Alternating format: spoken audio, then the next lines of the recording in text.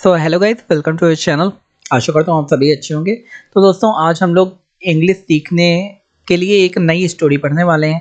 इस स्टोरी में हम लोग ग्रामर भी सीखेंगे, इंग्लिश की मीनिंग भी सीखेंगे, सेंटेंस कैसे पढ़ते हैं, एक वर्ड कैसे पढ़ते हैं उसे भी सीखेंगे, सही प्रोनाउंसिएशन को सीखेंगे और सही उसकी हिंदी, उसके सही सिंटेक्स से सही हिंदी कैसे निकालें उसको भी इसमें देखेंगे। तो आज की हमारी स्टोरी का नाम है स्ट्रगल। तो स्ट्रगल माने क्या होता है?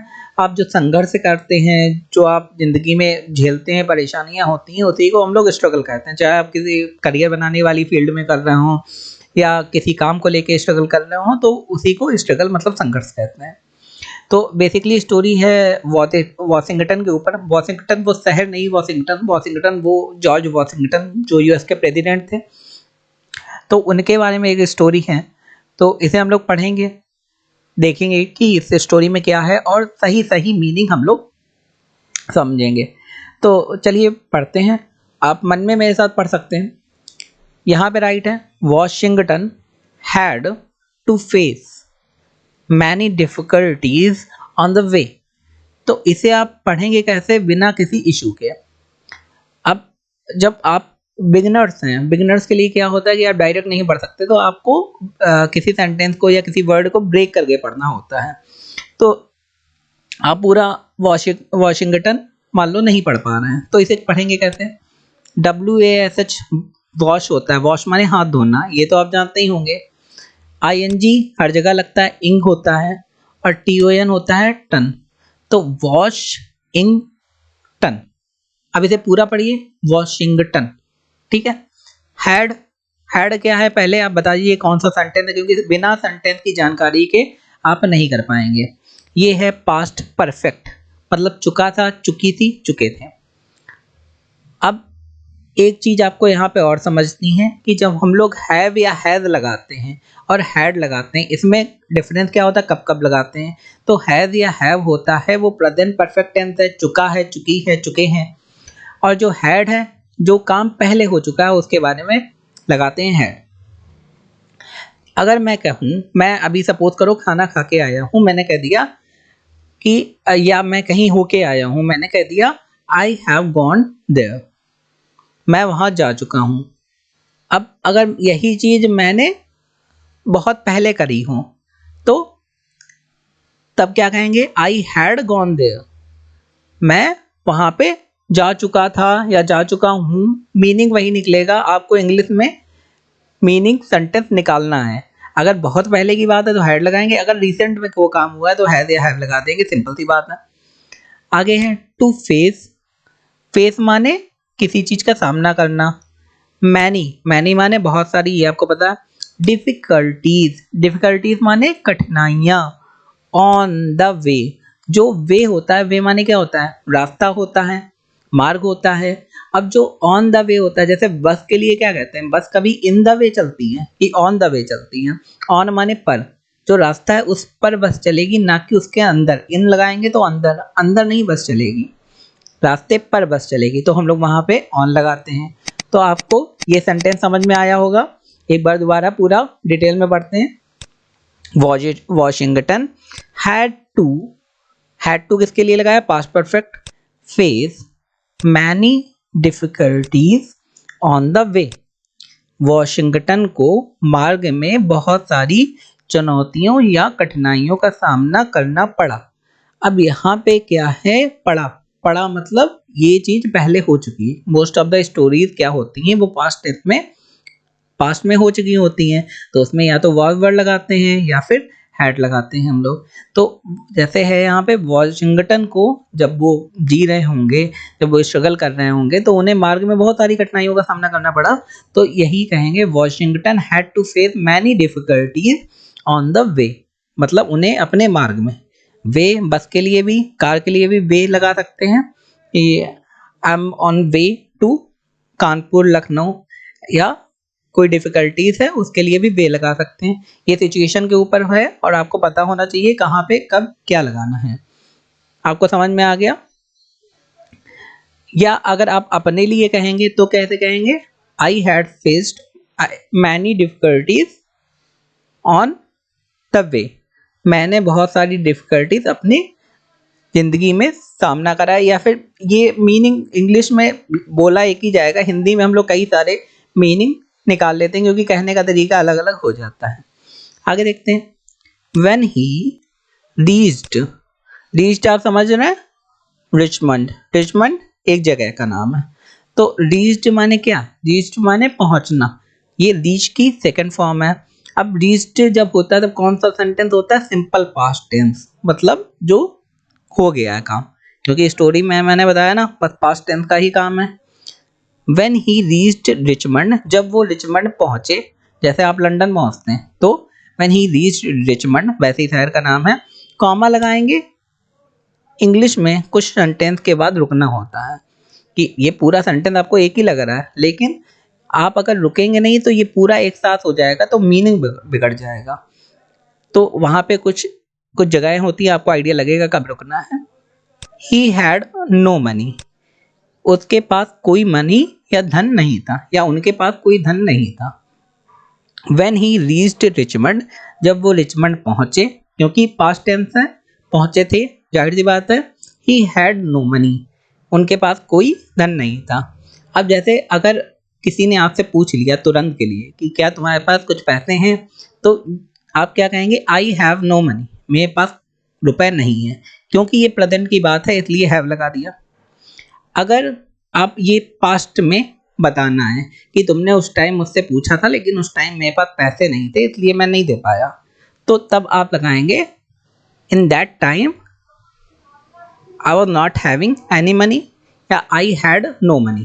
सिंपल था, पुरानी बात है हैड लगाएंगे, अभी की बात है हैज या हैव लगाएंगे। मैं आपकी रियल लाइफ से एग्जांपल लेके इसे समझा रहा हूँ। तो व्हेन ही रीच्ड रिचमंड, जब वह रिचमंड पहुंचे, कॉमा यहाँ पे भी हिंदी में लगाते हैं। ही हैड नो मनी, तब उनके पास धन बिल्कुल भी नहीं था। अब यहाँ कहेंगे तब यहाँ पे कैसे आ गया, वो आपको लॉजिक से समझना पड़ेगा। यहाँ पे इंग्लिश में सिर्फ कॉमा लगता है, यहाँ पे तब और बाकी चीजें नहीं लगता है। या तो हिंदी में भी तब लगाने की जरूरत नहीं है, हम लोग लगा देते हैं, जैसा कि मैंने बताया इंग्लिश हिंदी में हम लोग कई तरीके से एक सेंटेंस को एक्सप्लेन कर सकते हैं। तो यहाँ पे लगा दिया भाई उन्होंने, जब वह रिचमंड पहुंचा तब उसके पास कोई धन नहीं था। यहाँ पे कोई बट या कुछ भी लगाने की जरूरत नहीं है। तब के लिए, यहाँ पे जब के लिए हम लोग व्हेन लगा चुके हैं, तो जब और तब। All his money was spent, was लगाया मतलब प्रेजेंट कॉन्टिन्यूअस, रहा था रही थी, लेकिन हमेशा रहा था रही थी के उसमें नहीं आएगा इंग्लिश में। इंग्लिश होती ही ऐसी है कि आपको ग्रामर या फिर उनके टेंशन को समझना है और अपने हिसाब से इंग्लिश यूज करती हैं। अब ऐसा नहीं है, आपको हिंदी में पढ़ाया गया रहा था रही थे, तो इंग्लिश में भी उसका मतलब हर जगह रहा था रही थे होगा, वो आपको एज एग्जाम्पल देने के लिए पढ़ाया जाता है। तो all his money was spent, उसकी सारी मनी खत्म हो गई थी। अब इन्होंने हिंदी में क्या लिखा है कि उसका सारा धन रास्ते में ही समाप्त हो गया था। इंग्लिश में क्या लिखा है, all his money was spent. तो इसे आप अपने बेसिक लॉजिक से समझिए कि स्टोरी ऊपर चल रही है कि Washington had to face many difficulties on life, Washington ने अपनी लाइफ में बहुत से डिफिकल्टी कठिनाइयों का सामना करा। व्हेन ही रीच्ड रिचमंड, जब वो रिचमंड पहुंचे, ही हैड नो मनी, उनके पास कोई मनी नहीं थी। अब आपको पता है स्टोरी से कि वो रास्ते में चल रहे हैं, उनके पास पैसा नहीं है, तो आपको यहाँ पे समझ में आना चाहिए कि all his money was spent, जब वो रास्ते में होंगे चल रहे होंगे तब उनकी सारी मनी, पैसा समाप्त हो गया होगा। तो इन्होंने शॉर्ट में बोल दिया है बिना पूरी बात बताए, बात चाहते तो जोड़ सकते थे यहाँ पे इंग्लिश सेंटेंस में, लेकिन उन्होंने बोल दिया है तो आपको समझना है, इंग्लिश इसी तरीके की होती है। तो all his money was spent, उनकी सारी मनी खत्म हो गई थी। अब आप फिर क्वेश्चन करेंगे, यहाँ प्रेजेंट कंटिन्यूअस टेंस है उसमें आईएनजी लगता है, लेकिन यहाँ पे स्पेंट लगा है, तो स्पेंट की फॉर्म लगी है। तो वो इसलिए होता है जब हम लोग स्टोरी बनाते हैं तो पास्ट टेंस होता है, और पास्ट टेंस में बहुत लगा हो चाहे कुछ भी लगा हो, हम लोग वहाँ पे सेकंड फॉर्म ही लगाएंगे या थर्ड फॉर्म जरूरत पड़ने पे जैसा भी है लगाएंगे। आगे देखते हैं। ही वॉज टायर्ड, टायर्ड माने थका हुआ, ही वॉज माने वह थे, वॉज माने थे होता, सिंपल सी बात है। एंड माने क्या होता है और। हंग्री, हंग्री माने भूखा। एट दैट टाइम, अब उस टाइम के लिए क्या लगाएंगे, एट दैट टाइम मतलब उस टाइम वो भूखे थे, तो उसमें क्या लगाएंगे आप खुद ही सोचिए कि अगर मैं कहूँ कि उस टाइम मैं थका था, तो I was tired at that time, मैं उस टाइम बहुत थका था, यही तो बोलूँगा मैं, ये तो नहीं कहूँगा I was tired on that time या इन दैट टाइम। टाइम के साथ हम लोग एट लगाते हैं, जैसे हम लोग कहते हैं एट 8 o'clock, एट 10 o'clock, तो आप आइडिया समझ गए होंगे मैं क्या कहना चाहता हूँ। तो हम लोग टाइम के साथ क्या लगाते हैं, एट। ये बेसिक चीज़ें हैं जो आपको आनी चाहिए, धीमे धीमे आप पढ़ेंगे आ जाएगा। तो ही वॉज टायर्ड, वो बहुत थके हुए थे, एंड माने और, हंग्री एट दैट टाइम, उस समय वो बहुत थके हुए थे और भूखे भी थे। तो उस समय वह थका हुआ तथा एंड, एंड का तथा भूखा था। तो एंड माने इंग्लिश में तो एंड ही लगाएंगे, लेकिन हिंदी में तथा या फिर और दोनों ही हो सकता है। आगे देखते हैं। हिज क्लॉथ्स वर डर्टी, हिज माने उनके, उनके जैसे स्टोरी होती है एक दो बार तो वॉशिंगटन का नाम हम लोग उसमें यूज़ कर लेंगे पहली बार स्टोरी में, जैसे यहाँ यूज़ करा, फिर बार बार हम उनका नाम नहीं यूज़ करेंगे। अगर लड़का है तो हिज लगाएंगे, अगर लड़की है तो हर लगाएंगे। ये स्टोरी की विशेषता होगी, जब भी आप स्टोरी राइट करेंगे या पढ़ेंगे तो आपको ये चीज़ देखने को मिलेगी। तो हिज क्लॉथ्स, उनके कपड़े, क्लॉथ माने कपड़े होते हैं, वर क्योंकि स्टोरी है, मैंने बताया क्लॉथ क्या है, क्लॉथ कई सारे कपड़े हैं तो वॉज नहीं लगेगा, वर लगेगा। डर्टी, उनके क्लॉथ मतलब कपड़े गंदे हो गए थे। फिर कॉमा लगाया क्योंकि रुकने का टाइम है, कुछ आप सेंटेंस बोलेंगे उसके बाद रुकेंगे, अगर एक साथ बोल देंगे तो उसका मतलब ही कुछ और निकल जाएगा। But he was not discouraged, लेकिन वो हतोत्साहित नहीं हुए, लेकिन वो घबराए नहीं, हतोत्साहित नहीं हुए, उनका जो दिल था वो नहीं टूटा। उनके कपड़े गंदे थे, वो थके हुए थे, स्टोरी का मीनिंग तो यही है।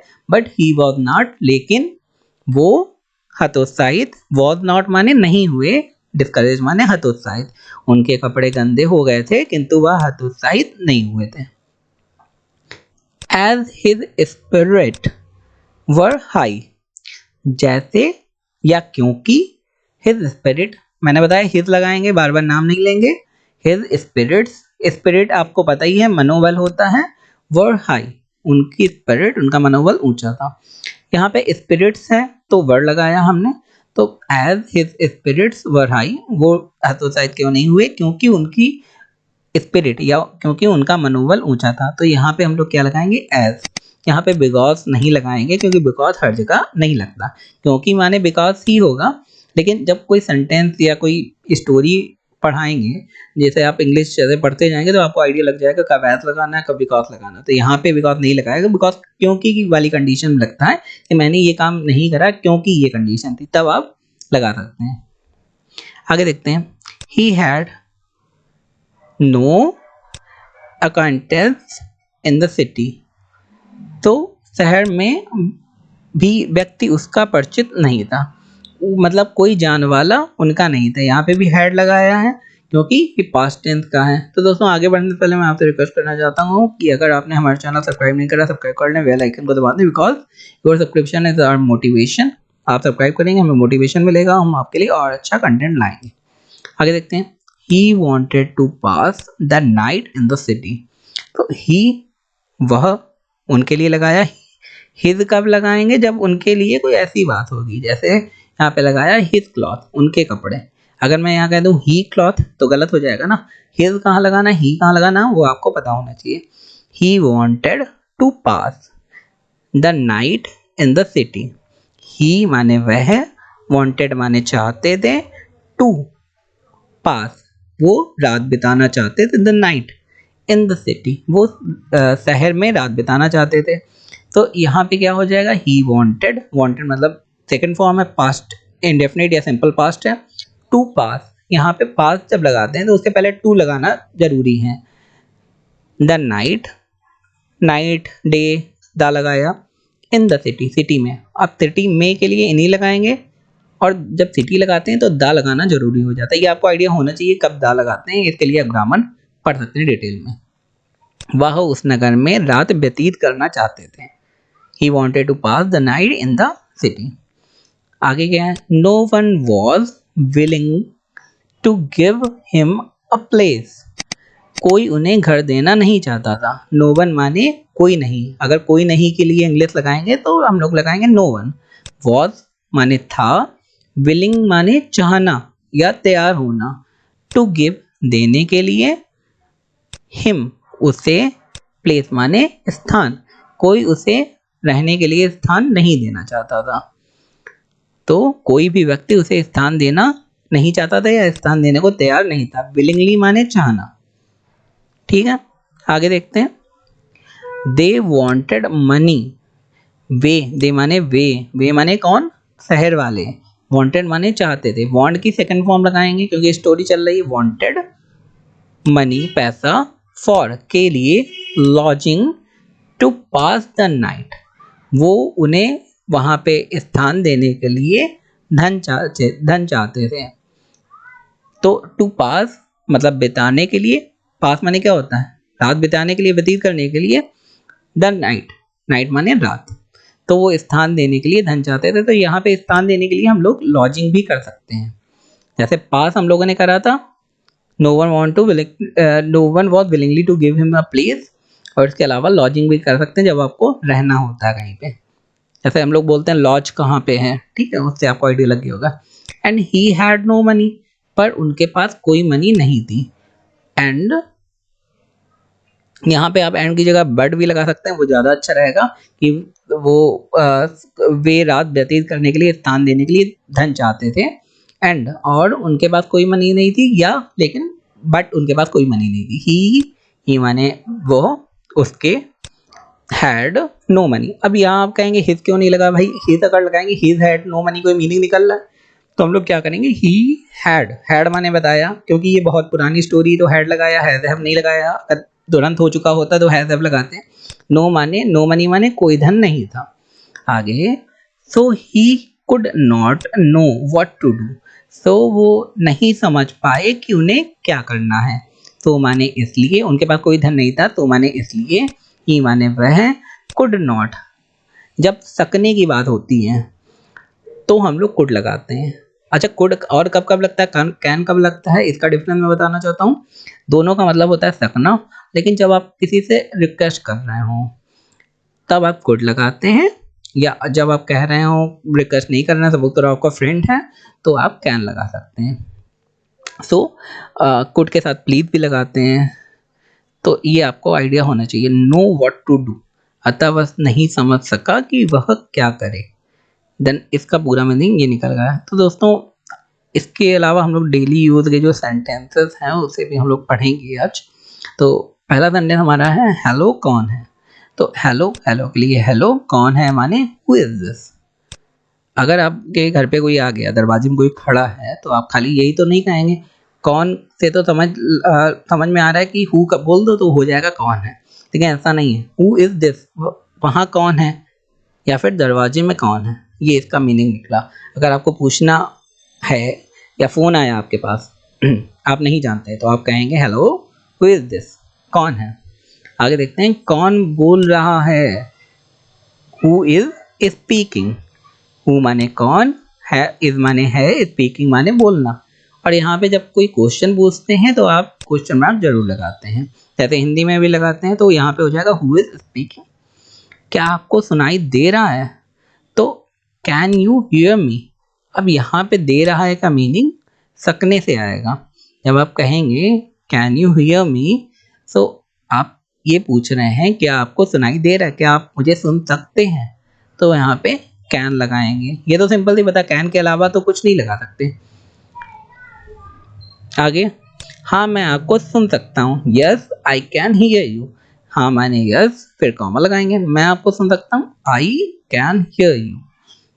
अब यहाँ पे रिक्वेस्ट करने की कोई ज़रूरत है नहीं, तो फिर हम लोगों ने कुड नहीं लगाया। मेरा फ़ोन बज रहा है, तो यहाँ पे हो जाएगा माई फोन इज रिंगिंग। तो मेरा फ़ोन, माई फोन, है, रहा है, रही है, तो प्रेजेंट कॉन्टिन्यूअस आपको समझ में आ रहा होगा। तो यहाँ पे इज लगा दिया, और बजना मतलब रिंगिंग, क्योंकि प्रेजेंट कॉन्टिन्यूअस में आईएनजी लगता है। आप क्या कर रहे हैं, व्हाट आर यू डूइंग। तो आप हिंदी में तुम भी हो जाता है, और इसमें तुम या आप कोई मतलब नहीं होता। इंग्लिश में आपको पता है क्या, पहले भी आ सकता है, बीच में भी आ सकता है, लेकिन आपको इंग्लिश में पहले ही रखना है। तो व्हाट आर, कल रहा है, रही है, तो व्हाट आर, यू के साथ आर लगता है, यू डूइंग, तुम क्या कर रहे हो। तो दोस्तों, ये थे आज के हमारे इंग्लिश की स्टोरी एंड कुछ इंपॉर्टेंट सेंटेंसेस। आई होप आपको वीडियो अच्छा लगा होगा। अगर अच्छा लगा है तो हमारे चैनल को लाइक शेयर सब्सक्राइब करना ना भूलें। धन्यवाद।